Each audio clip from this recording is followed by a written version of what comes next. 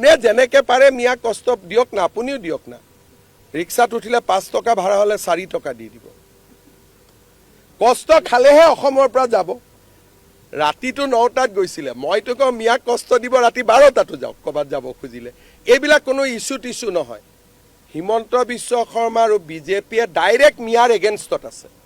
আৰু এইবিলাক আমাক ইছ্যু বুলি কৈ কি লাভ হ'ব? আমিতো কৈয়ে আছোঁ, আমিতো লুকোৱা নাই, লুকাইছোঁ নেকি? আগতে এইবিলাক মানে ভয় কৰিছিলে, অমুক এটা নটিচ গৈ গ'ল, অমুক হৈ গ'ল। এতিয়া ময়ে চবকে এনকাৰেজ কৰোঁ যে কষ্ট দি থাকক, কেছ দিয়ক, পুলিচে বিচাৰ কৰিব। কিন্তু মিয়াকেতো কষ্ট দিব গৈছিল নহয়। গতিকে কষ্ট নিদিলে, যোৱাকালি মই চাই আহিছোঁ দুলীয়াজানো গৈ পালেগৈ। কালি মই চাই আহিছোঁ দুলীয়াজানতো গৈ বহিলেগৈ, হয় নহয় বিমল? কালি কৈ আছিলে। গতিকে আপোনালোকেও কষ্ট দিয়ক আৰু তেওঁলোকৰ চিম্পেথাইজ নিউজ কৰি নাথাকিব। আপোনালোকৰ ঘৰতে লাভ জেহাদ হৈ যাব। আৰু অফিচ